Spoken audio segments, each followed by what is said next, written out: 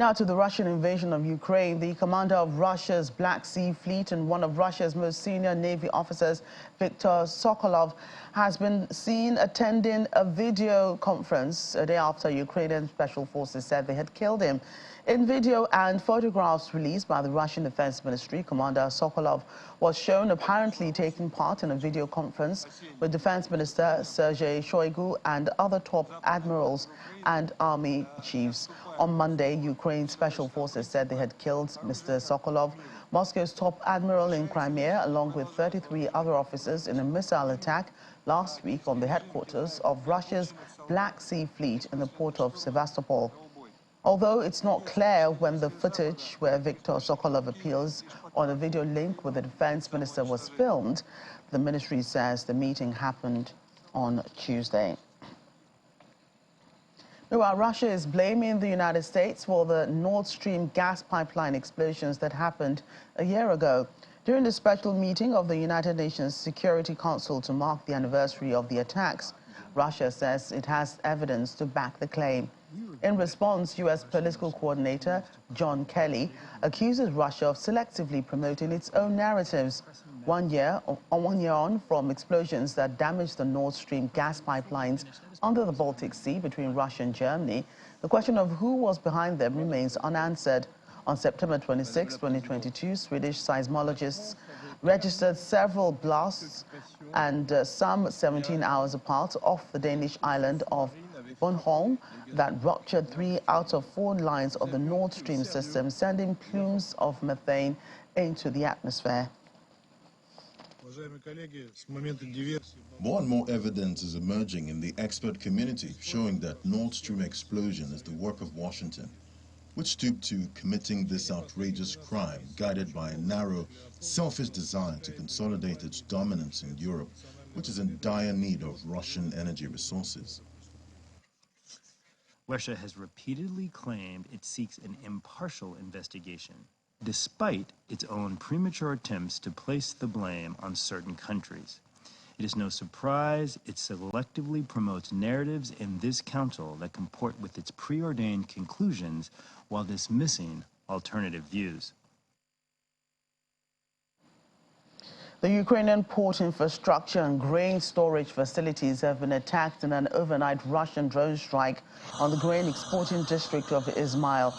According to authorities, 2 people are injured and also a border checkpoint building, storage facilities, and more than 30 trucks and cars damaged. In the meantime, operations at an international checkpoint have been suspended and vehicles are temporarily being rerouted.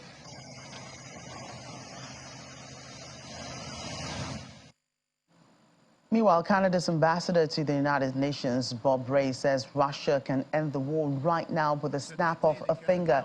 Rae also conveyed Canada's determination to see justice served in Russia's invasion of Ukraine. Prime Minister Justin Trudeau has been one of the most vocal supporters of Ukraine's defense against the Russian invasion of February 2022. Since the beginning of 2022, Canada has committed over 8 billion Canadian dollars in aid to Ukraine, including over $1.8 billion in military assistance. Mr. Trudeau is set to offer an extra $650 million in military aid over the 3 years to supply Ukraine with 50 armored vehicles. Ottawa would also send trainers to help Ukrainian pilots on Western F-16 fighter jets. What remains the greatest threat to global peace and security today? And there's no getting around it, there's no avoiding it and not calling it for what it is. And that is Russia's full-scale invasion of Ukraine. We wake up every morning, our time, to the news of which city has been bombed, which children have been maimed, which communities have been destroyed. The Charter clearly commits us all to end the scourge of war.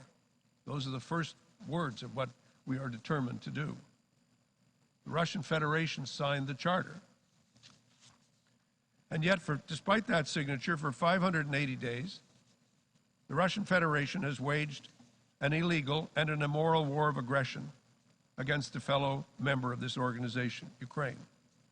The Russians went to the International Court of Justice and said No, it's not an invasion. It's self-defense. We're exercising our jurisdiction under Article 51. And besides, there was a genocide caused by the Ukrainians. And the only problem with these arguments is the court has looked at them and said, no, it's not true. This is an invasion of one country by another country. It's the most fundamental breach of the Charter one can imagine. The costs of this war are staggering. There's, first of all, the unimaginable costs counted in lives.